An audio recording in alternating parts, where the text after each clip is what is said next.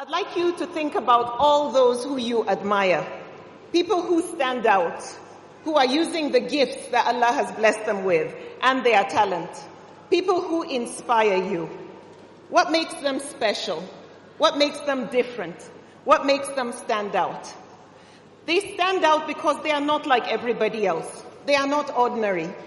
Even if what they are doing is very small, as long as you admire them for what they do, then that's enough to make them special.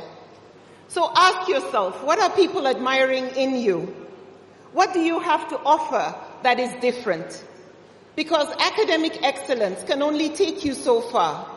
Some of us feel once we get A class or second class upper, we have made it.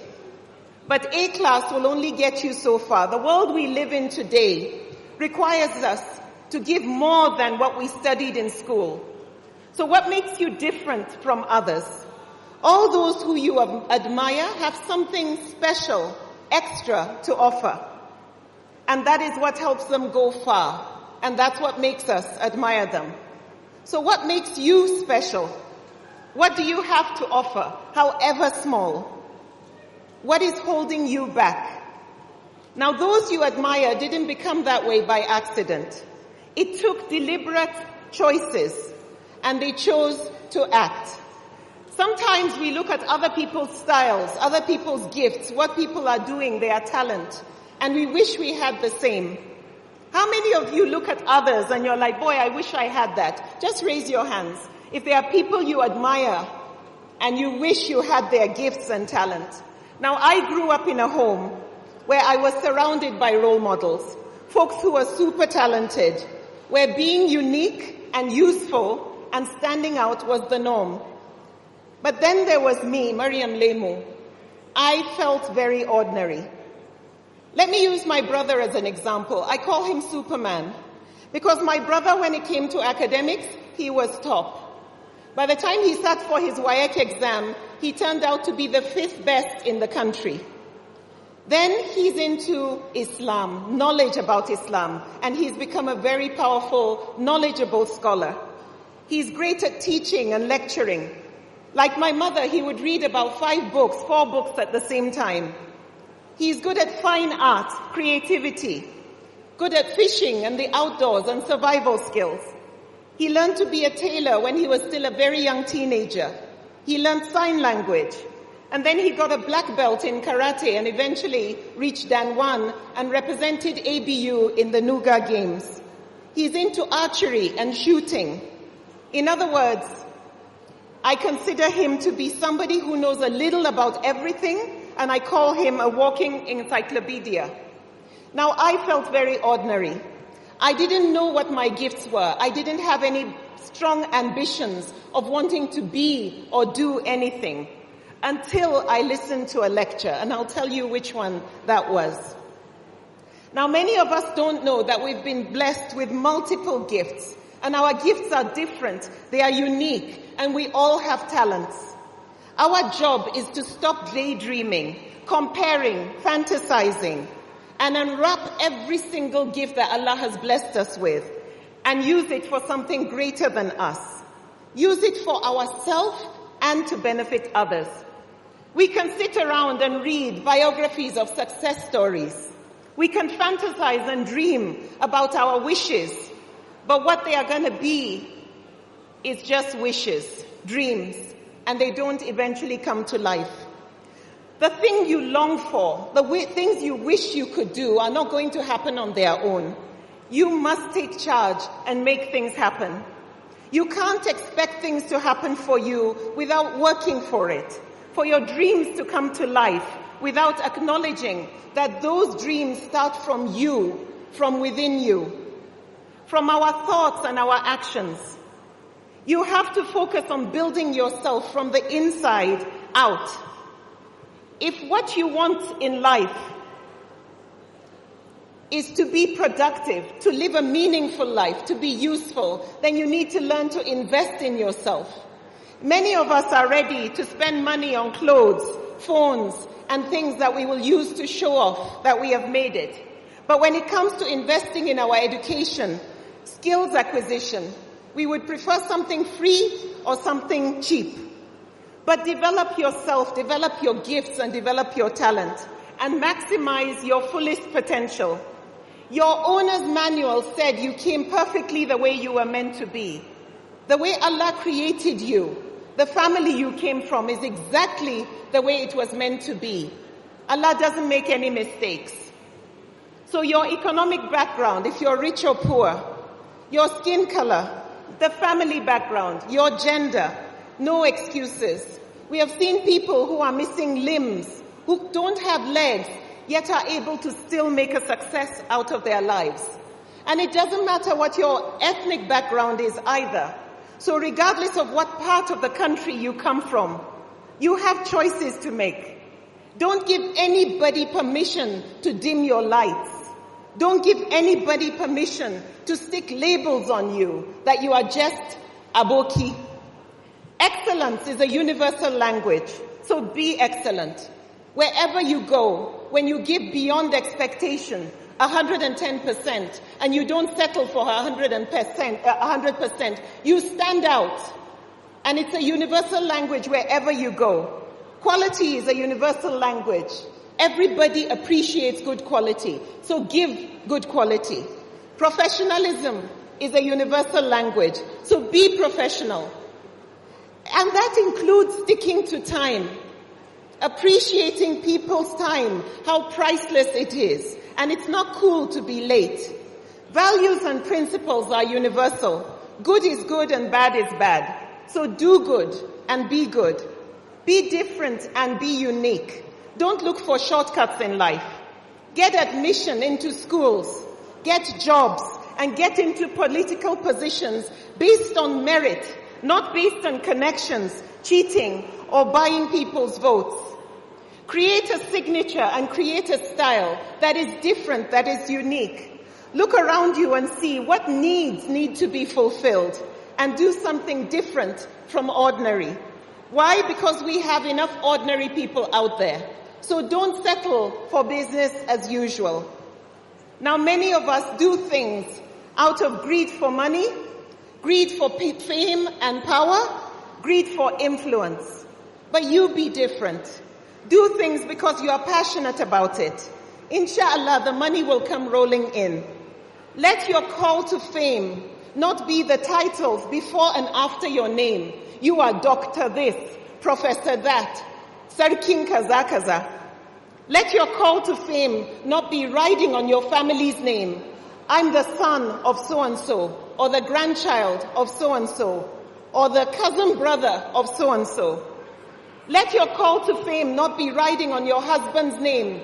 I am Mrs. So-and-so. Let it not be based on the post that you put on Instagram of yourself, of what you eat, of where you have been. Make sure what you do is adding value. Make a name for yourself. You are good enough as you are. Like I said, Allah doesn't make mistakes. So go ahead and start. And like Hajia Aisha Falke said, start today. So what's stopping you? What's slowing you down? Sometimes we are our own problem. Our negative thoughts, we overthink. We doubt ourselves. We doubt that we have what it takes to make it. Write down the things that you are passionate about. Think about them deeply and do your homework. Then pray hard and go for it. Today is a good day to start. When you have an image in your mind of what you want to do, it gives you a target. Don't forget, you are representing more than just you. The actions of a few have affected us all over the world. You are representing Eng Arewa. You are representing me. You are representing the brothers and sisters that are sitting next to you. You can be the inspiration. If you ask all those who have come up on this stage and have spoken, those who we admire and look up to, all of them will tell you that what helped them succeed is that they overcame their fears and stopped making excuses, that they had the courage to just go for it, that they worked hard, they had a love for others, they were focused and they had a passion and they brought their passions to life. that they desire to give people more than what is expected, 110%. And then they have faith and trust in Allah, patience, and then they develop some key critical skills that they need to succeed. There's a story which I share a lot of an elephant and a rope. A man went to the zoo and he saw several elephants caged. Then he saw the biggest of all the elephants was standing there openly with just a small string holding him. So he asked the zookeeper, I don't understand. The small ones are caged and the big one is there with a tiny rope holding him. He said that when that elephant was a baby, he was brought to their zoo and they tied that rope on his legs and he pushed, he pulled, he got injured. His feet were even bleeding. And as he kept growing up, he kept testing until he reached the stage where he believed that that rope cannot be broken. It only causes its pain. Now, what tied the elephant to the rope was not the rope. It was his belief that he couldn't break that rope.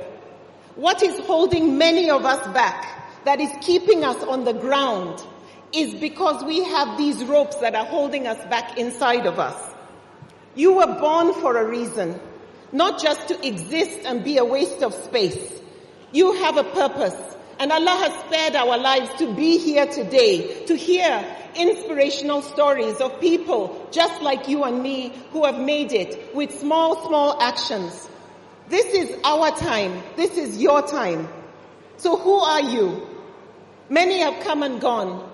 Some we remember and some, as far as we are concerned, never even existed. So what will your story be? All the success stories that we celebrate and the people we've seen today have exactly the same 24 hours in a day as you and me. What separates ordinary from extraordinary is what you do within the 24 hours. Accomplishments don't come by accident. So be hungry to learn, be hungry to grow. If you're anything like I was, and you didn't know what your strengths were, you didn't know what your gifts were, there is something deep inside of you that's waiting to be discovered, that's waiting to be unwrapped. Underachievers can be turned into superstars if they have a passion and a purpose. One day I attended a program just like this, where I heard somebody inspire me and tell me that I have it already and I shouldn't wait for someone to give me permission to be and to do. It inspired me. I started to jot down all the things I wished I could do. I locked in on my target and decided to make myself an asset. I decided to develop skills beyond reading and writing. I started to learn public speaking, sales and marketing, leadership and team building, coaching and mentoring, interior decor because I've always loved it, architecture and construction. I've been married for almost 28 years and I decided to do more research on marriages, what makes it work and what makes it fail. And then I loved catering. So I took a course where I learned over 200 French and Italian dishes. My education came from a background of online courses, open universities, correspondence courses, the best school in the world, YouTube, where I saw others who were doing the things I was passionate about. I listened to TED Talks. I've turned my phone into a classroom with audiobooks where somebody just reads motivational books to inspire me. I go on Google and I research any topic I love and I learn from it. But guess what? I no go school. The highest education I have is my high school certificate. I did not go to university.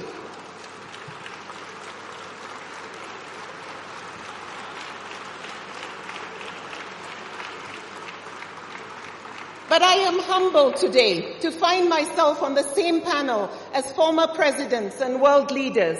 PhD holders are my students today. I tell you my story not because I want to brag, but I tell you because I believe if I can do it, wallahi, every single person can do it in this room. Now don't get me wrong, I'm not saying make you no go school. Please go. Go very far because our stories can never be the same. Some of you have gone to school, but you're not doing what you love. Some of you have gone to school, but what you are doing is not what you studied. The most important thing is to build your capacity. The thing is, going to school is so important because if that's the profession you want to lead, it's really important. Nobody here wants a surgeon to do brain surgery on them if they've not gone far in their education. Nobody wants a pilot who didn't finish pilot school to fly a plane with them in it. So please go far, but make sure that what you do is something that brings you fulfillment, that you're passionate about. So give yourself permission to do that.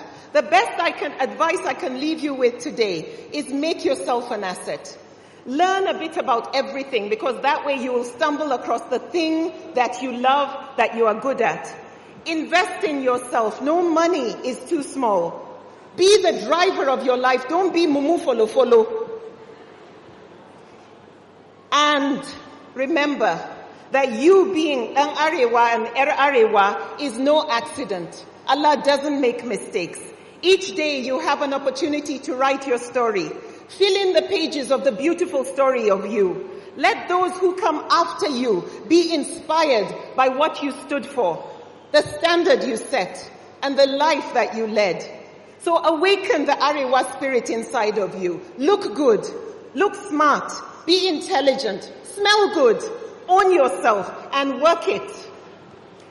Where are our heroes? It was the question that was asked at the beginning. Where are our heroes today? Where are the Queen Aminas, the Sir Ahmadu Bellos, and the Sheikh Uthman bin Fodio? Where are our heroes? Wallahi, I have met so many of them today. Aisha Falke, by organizing this unbelievable event that will inspire so many, I pray Allah that this serves as a witness for her. Hajia Sadia Dati, who is into interior decor, she can stand on any international platform with what she does, creativity and inspiring people with beautiful things. I met Amina Abdurrahman, who started the Al-Majira initiative to inspire women to see success stories of women that have come out of the north. Hawali Man with Afrique Abaya, who's producing abayas but with an African flavor, modest dressing. Asma Ugarba, my daughter who came on stage and gave us a female rapper. I love that so much. With social issues that are affecting you and me as her message, not vulgarity, not anything denigrating women, but things that are relevant to our lives. Maryam Booker, oh, may I be like you when I grow up. I love your poetry. You're such a beautiful person. Sabiq, she is a precious gem. Inshallah, we will be meeting her later. She sends me her spoken word poetry. Absolutely beautiful and inspirational. And if you see her on stage, she's so chukuli and tiny, but very gifted. She's using her gifts. There's a young man who sings on social issues. He stands up against domestic violence and women's rights. Use the gift that Allah has blessed you with because Allah doesn't make mistakes. What will history say about you?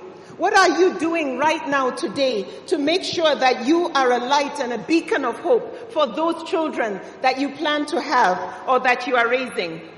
Think big, but start small. Think global, but start local. Let the input, everything that is being shared with you, produce the right output.